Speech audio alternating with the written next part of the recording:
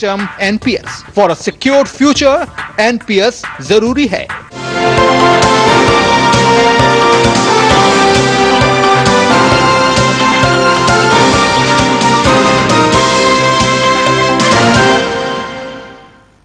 नमस्कार, मनीमत के एक और अंक में आप सभी दर्शकों का बहुत बहुत स्वागत। मैं हूं मुकुल शर्मा। आज हम बात करेंगे सुरक्षित निवेश को लेकर और आज के समय में निवेश की जो परिभाषा है वो लगभग बदल चुकी है। शेयर मार्केट हो या म्यूचुअल फंड, और इसी के साथ जो निवेश है वहां अगर हम बात करते हैं बहुमूल्य धातुओं की, जी हाँ, यानी जो हमारी कीमती मेटल्स हैं वो काफी सुरक्षित माने जाने लगी हैं। समय सीमा की बात की जाए या आर्थिक स्थितियों की बात हो, अधिकांश पोर्टफोलियो में हम देखते हैं जो मेटल्स हैं वो अब हमें नजर आती हैं। Gold ETF, gold mini future जैसे आधुनिक वित्तीय साधनों के साथ सरकार की जो पहल है वो हम देख सकते हैं। और खासतौर से जो एक धातु व्यापार यानी जो मेटल्स का बिजनेस है वो एक हम कह सकते हैं नया क्षेत्र निवेश के लिए शुरू हो चुका है। खासतौर से अगर हम इसमें सोने चांदी की अगर बात करें तो आपको बता दें, पिछले, क्योंकि त्योहारी सीजन अब चल रहा है, पिछली दीपावली की अगर बात की जाए तो सोने और चांदी में जो जिन्होंने निवेश किया था उनको इस बार यानी एक साल बाद ही अच्छा खासा मुनाफा प्राप्त हुआ है। और खासतौर से बीते एक साल में निवेशकों की अगर हम बात करते हैं तो सोने ने लगभग 33% और चांदी से करीब 40% के करीब इनको रिटर्न दिया है। ऐसे में निवेश के लिए अगर आप इन मेटल्स का रुख करना चाहते हैं तो आपको किन बातों का ख्याल रखना होगा, किस तरीके से निवेश करना होगा, ये सारी जानकारी आज आपको हम मनी मंत्र में देंगे। इसके लिए आप कॉल कर सकते हैं। हमारे जो नंबर्स हैं 011-233-87031, साथ ही दूसरा नंबर है 230-97647 पर आप कॉल कर सकते हैं। तो ये हमारे नंबर्स हैं जिन पे आप फिलहाल कॉल कर सकते हैं और जान सकते हैं कि कैसे जो सुरक्षित निवेश है वो किया जा सकता है। सोने चांदी की बात की जाए या खासतौर से जो दूसरी कीमती बहुमूल्य धातुएं हैं उनको लेकर, और जब हम बात करते हैं कि कैसे इनमें निवेश हम कर सकते हैं, कैसे इनके जरिए हमें जो लाभ है वो हमें मिल सकता है, इन तमाम बातों को समझना बेहद ज़रूरी हो जाता है। और पहले ये जानना कि कितना सुरक्षित है जब हम धातु में निवेश की बात करते हैं, किस तरीके से उसको और हम बेहतर बना सकते हैं। और लगातार जब हम बात करते हैं अपने पोर्टफोलियोज को लेकर तो इसमें हम देखते हैं कि कैसे अब सोने चांदी की बात की जाए या प्रीमियम की बात की जाए तो ये जब जुड़ने लगते हैं तो हमें लगता है कि इसमें रिटर्न ज़्यादा मिल रहा है, लेकिन कितना एक प्रोपोर्शन जो है यानी औसतन हमारा जो पोर्टफोलियो है उसमें कितना भाग हमें इन मेटल्स को देना चाहिए, यानी कितना प्रतिशत जो है वो इसमें हम देख सकते हैं। क्योंकि खासतौर से जब सोने चांदी की बात कही जाती है तो अमूमन हम यही मानते हैं कि इनका जो ज्वेलरी के लिए इनका इस्तेमाल किया जाता है, लेकिन सोने के अलावा चांदी की भी अगर बात की जाए, चांदी इस साल कई सारे जो रिकॉर्ड है वो तोड़ती हुई नजर आई। क्योंकि खासतौर से हमने देखा सोने की बात की जाए, शेयर मार्केट की बात की जाए, उससे ज़्यादा रिटर्न जो है चांदी की तरफ से दिया गया है। इस पर हम चर्चा करेंगे और इसके लिए दो खास मेहमान जो हैं वो फिलहाल हमारे साथ जुड़े हैं, उनका परिचय आपसे हम करा देते हैं। हमारे साथ राहुल गुप्ता जी जुड़े हैं, CMD हैं PP jewellers and diamonds private limited से, और हमारे साथ वंदना भारती जी हैं, head of community research SMC global limited से जुड़ी हैं। बहुत बहुत स्वागत आप दोनों का। और यहाँ वंदना जी आपसे भी मैं जानना चाहूँगा, क्योंकि जब हम बात करते हैं सोने चांदी में निवेश को लेकर तो ये माना जाता है जो महिलाएं हैं वो इस निवेश के प्रति उनका रुझान ज्यादा नजर आता है, या जिस तरीके से चांदी की, सोने की अभी हम बात कर रहे थे राहुल जी से, चांदी की अगर खास तौर से बात की जाए लकटकिया भी हो चुकी है। और किस तरह का जो अगर जो निवेश को हम देखते हैं, क्योंकि ना सिर्फ जो आभूषण है बल्कि इसके साथ साथ एक औद्योगिक मांग जो निकल कर आ रही है चांदी की, उससे किस तरह का रिटर्न जो है वो आने वाले समय में मिलेगा?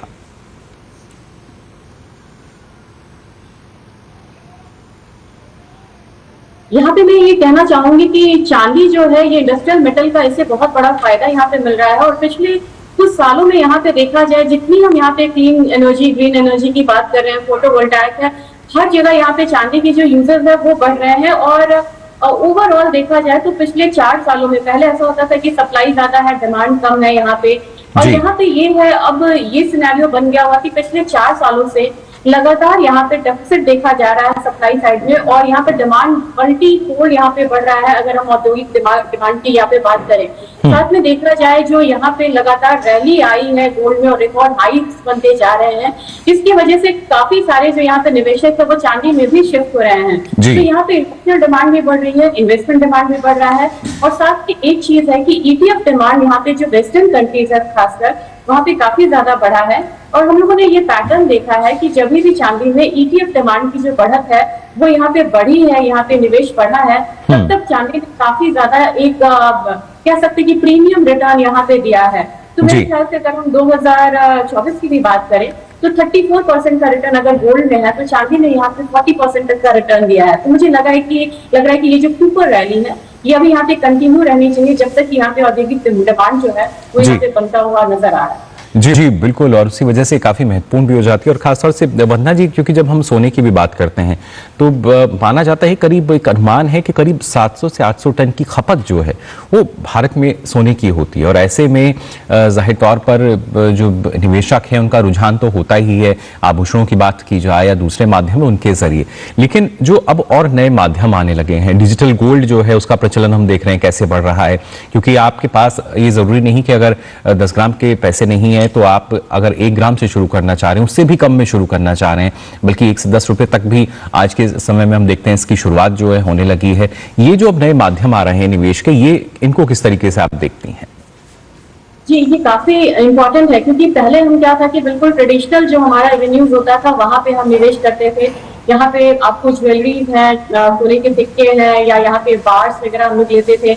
लेकिन अब यहाँ पे है कि काफी ज्यादा निवेश है, और जैसे जैसे हमारा जो हम ये जेन जेड बोलते हैं, ये न्यू जनरेशन जो आ रही है वो इसमें पार्टिसिपेट कर रहे हैं, ये बड़ी अच्छी बात है यहाँ पे। और जो ऑप्शंस हैं डिजिटल निवेश, जब से यहाँ पे मतलब ये ऑप्शंस आया है तब से बहुत ज्यादा अवेयरनेस भी है। इसमें मुझे लग रहा है कि जैसे कि आपको सॉवरेन गोल्ड बॉन्ड है, यहाँ पे ETF है, म्यूचुअल फंड्स है, ई गोल्ड है, एक तो लेने में बड़ी आसानी है यहाँ पे।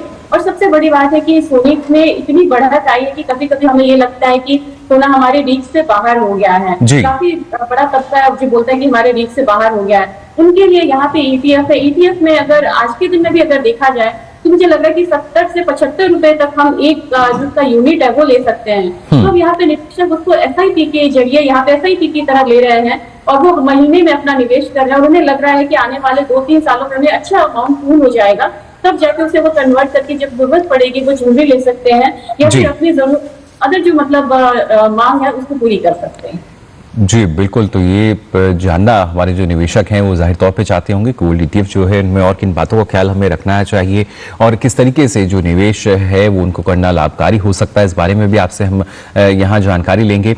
लेकिन इसके लिए जब हम कहते हैं खास तौर से कि आपको कुछ ऐसी खास बातें हैं जिनका ख्याल रखना चाहिए, फिर चाहे डीमेट अकाउंट की बात की जाए, जो दूसरी प्रमुख बातें हैं उनके बारे में भी आपको हम यहाँ जानकारी देंगे। लेकिन फिलहाल रुक रहे हैं छोटे से ब्रेक के लिए।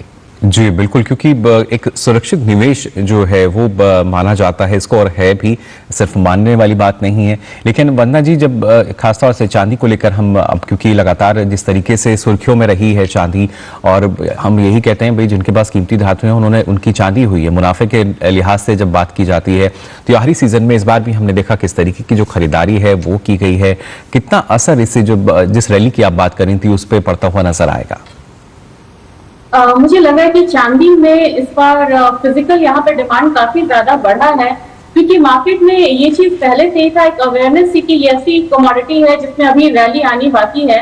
यानी कि कॉमिक्स में $50 के हाईज के पास भी ये नहीं है, और इसकी डिमांड यहाँ पे फंडामेंटल्स काफी स्ट्रॉन्ग होके आ रहे थे। दूसरी चीज ये है कि सोने के छोटे से छोटे स्क्रैप को हम रिसाइकल करते हैं, जबकि चांदी में जो स्क्रैप्स होते हैं छोटे छोटे, चाहे वो मोबाइल हो या अदर इक्विपमेंट्स हो, वो स्क्रैप में नहीं जाता, वो वेस्टेज होता है। और ये किसी साइंस की बाई प्रोडक्ट है, तो अवेलेबिलिटी कम है। लेकिन मुझे लग रहा है कि ये जो हायर साइड आया है इसका बहुत ज्यादा इम्पैक्ट चांदी पे फिलहाल नहीं आया है, और इसमें लग रहा है कि प्राइसेस अभी लगातार ये चीजें आ रही हैं कि 2025 में हो सकता है कि 1.25 लाख 1.5 लाख आते हुआ देखेंगे। तो इसकी वजह से निवेशक ने कहा कि अभी भी ये अट्रैक्टिव लेवल है, यहाँ पे हमें बाय करना चाहिए। और चाहे कॉइन्स हो, बार्स हो, हर जगह यहाँ पे निवेश हो रहा है। सबसे अच्छा मुझे यहाँ पे ETF भी लगता है, यहाँ पे कि जो कम दाम से शुरुआत करना चाहते हैं वो यहाँ पे 80-90 मतलब बिलो 100 रुपीज आप यहाँ पे एक यूनिट ले पा रहे हैं। दूसरी चीज यहाँ पे यह है कि एक क्वेश्चन मैं यहाँ पे कहना चाहूंगी क्योंकि चांदी में बार बार हम लोग एक बार आता है एक प्रॉफिट बुकिंग का भी सिनेरियो यहाँ पे आता है। मैं बिल्कुल यहाँ पे सहमत हूँ। तो इस कमोडिटी में गोल्ड में मैं कहूंगी कि लंबे समय तक आप रखे रहें, लेकिन इस कमोडिटी में आप अपना जब भी प्रॉफिट आ रहा है तो पोर्टफोलियो को हमेशा चर्न करते रहें और प्रॉफिट बुक करते रहें, तो आपका जो पोर्टफोलियो में जो रिटर्न है वो यहाँ पे अच्छा बना रहे। जी बिल्कुल, लॉन्ग टर्म रिटर्न की हमें अगर देख के चलते हैं उस लिहाज से और भी महत्वपूर्ण हो जाता है। और अब क्या वंदना जी, जिस तरीके से अभी राहुल जी ने कहा कि जो लॉन्ग टर्म रिटर्न है उसको हमें ध्यान में रखना होगा, लेकिन जो ये बहुमूल्य धातु हैं, कीमती मेटल्स जो हैं जिनका जिक्र हम कर रहे हैं निवेश के लिए, लॉन्ग टर्म के लिए ही इनको हम बेहतर मान सकते हैं? बिल्कुल, इससे कंपैरिजन हम लोगों ने करा था, क्योंकि अभी यहाँ पे सबसे जो अट्रैक्टिव होता है निवेशकों के लिए वो है यहाँ पे स्टॉक मार्केट। तो जैसे पिछले 12 साल में अगर निफ्टी की रिटर्न अगर CAGR देखा जाए तो 12-13% के करीब था, तो यहाँ पे अगर सोने का रिटर्न देखा जाए तो 12.84% था। अब जैसे MCX में जब सोना लॉन्च हुआ तो ये 56 या 5800 ग्राम के रुपी था पर 10 ग्राम था, अब ये 79,000 हो गया, ऑलमोस्ट 80,000 हो गया। तो रिटर्न वाइज ये कमोडिटी बहुत अच्छा मतलब रिटर्न भी दे रही है, और पोर्टफोलियो में अगर हम 10 to 15% यहाँ पे गोल्ड सिल्वर रखें तो वो एक सेफ हेवन दे रही है। और सबसे बड़ी बात है कि अब आने वाला जो 2 साल 3 साल है वो जो लोअर इंटरेस्ट रेट साइकिल वाला जो जोन है वो शुरू हो चुका है पीरियड यहाँ पे, इसलिए सोना यहाँ बेहतर रिटर्न दे सकता है यहाँ पे। और साथ में है कि रिकॉर्ड डेट पे चल रहा है ये जो रैली, ये बड़ी यूनिक है। इसमें यहाँ पे रिकॉर्ड डेट पे सारी कंट्रीज हैं, आपको सेंट्रल बैंक यहाँ पे बाइंग कर रहा है, करेंसी मार्केट फ्रेजाइल है, या तो युद्ध का माहौल है या युद्ध की तैयारी हो रही है ऐसे में, और इन्फ्लेशन हायर साइड है। तो ये बड़ी यूनिक रैली है, इसलिए मुझे नहीं लग रहा कि गोल्ड यहाँ पे बहुत बड़ा क्रैश लेगा यहाँ पे जी। और 21 साल के लॉन्च के बाद MCX में सिर्फ 4 साल इसने निगेटिव रिटर्न दिया, बाकी यहाँ पे लगातार पॉजिटिव रिटर्न है। तो मुझे लग रहा है कि गोल्ड स्ट्रैटेजिक मेटल है, और कोई सेंट्रल बैंक से लेके हेज फंड से लेके एक जो छोटा निवेशक है और एक महिला है, हर कोई यहाँ पे इसे अपने पोर्टफोलियो में जरूर शामिल करना चाह रहे हैं, और ये मतलब सदियों से होता आ रहा है। जी जी बिल्कुल, क्योंकि जब हमें लगता है अनिश्चितताएं हैं, अस्थिरता है, ऐसे में एक सहारा जो है वो उनके जरिए मिल सकता है। लेकिन यहाँ वंदना जी, बतौर मार्केट विशेषज्ञ और बतौर महिला भी एक जानकारी और आपसे मैं लेना चाहूँगा, क्योंकि जब हम बात करते हैं कि ज्वेलरी जो है वहाँ तो अगर कोई खरीदार जाता है तो उनको टैक्स भी अलग अलग, क्योंकि डिज़ाइन के लिए भी उनको पे करना पड़ता है, ज़्यादा खर्चा उनको वहाँ होता है। ऐसे में माना जाता है कि जो कॉइन्स हैं या बिस्किट हैं उनमें क्योंकि आपको शुद्धता भी मिलती है और उस हिसाब से देखा जाए तो शायद इतना ज्यादा खर्चा जो है वो आपका नहीं होता। ऐसे में आपकी क्या राय रहेगी? जी, मुझे लग रहा है कि यहाँ पे पर्पस देखना होगा कि हमारा पर्पस क्या, अगर गिफ्ट के तौर पे अगर हम दे रहे हैं शादी में या किसी चीज में, तब तो हमें ज्वेलरी लेनी चाहिए। लेकिन अब काफी अवेयरनेस बढ़ा है, और यहाँ पे इस बार मैंने खुद भी देखा है कि यहाँ पे जो ज्वेलरी शॉप थे वहां पे उन्होंने कॉइन्स को काफी प्रेफर करा है, और उन्हें ये लगता है कि चलो अभी इन फ्यूचर अगर हमें ज्वेलरी यूज करना है तो हम उस तक समय के डिजाइन में इसे कन्वर्ट कर लेंगे, फिलहाल हम इसे क्वाइंस ले सकते हैं। तो मेरे ख्याल से क्वाइंस एक बेहतर ऑप्शन है यहाँ पे, क्योंकि यहाँ पे मेकिंग चार्जेस का भी कम होता है, और साथ में अगर देखा जाए तो शुद्धता उसकी बड़ी अच्छी होती है। हालांकि हॉलमार्क के बाद अब ये परेशानी नहीं रह गई, मैंने देखा छोटे छोटे शहरों में भी हॉलमार्क ज्वेलरी यहाँ पे मिल रही है। तो जो ये समस्या थी कि ये मैं ले रही हूँ ये कितना शुद्ध है ये मुझे पता नहीं है, ये चिंताएं खत्म हुई है। लेकिन मुझे लग रहा है कि क्वाइंस एक बेहतर ऑप्शन है। अगर आपको लग रहा है कि आपको बाद में किसी को ज्वेलरी देनी है तो फिर आप उसे बाद में कन्वर्ट करवा सकते हैं ज्वेलरी में भी, क्वाइंस। बिल्कुल। और आखिर में वंदना जी आपसे भी जानना चाहूंगा, जो परंपरा है उसी पे हमें आगे बढ़ते रहना चाहिए या थोड़ा सा और भी देखना चाहिए कि कहाँ पे उतार चढ़ाव की स्थिति बनी हुई है? जी, मुझे लग रहा है कि यहाँ पे परंपरा है, इसे कायम रखना चाहिए, और हजारों साल में है यहाँ पे। लेकिन मुझे लग रहा है कि अदर रेवेन्यूज को भी देखना होगा। महिलाएं अब यहाँ पे डिजिटल पेमेंट कर रही हैं और वो निवेश कर सकती हैं, जैसे ETFs हैं। मुझे FG भी बहुत अच्छा लगता है। मुझे लग रहा है कि अगर 8 साल अगर यहाँ पे किसी का ध्यान है कि 5 से 8 साल वो कर सकते हैं तो ये बेशक बेहतर विकल्प है, यहाँ पे वहां पे कर सकती हैं। साथ में मुझे लग रहा है कि अगर आप यहाँ पे कर रहे हैं तो चांदी को भी नजरअंदाज ना करें, ध्यान में रखें कि चांदी के उतार चढ़ाव को ध्यान में रखते अगर आप इसे करते हैं तो मुझे लग रहा है कि 2-3 सालों में चांदी यहाँ पे बेहतर यहाँ पे रिटर्न देगी।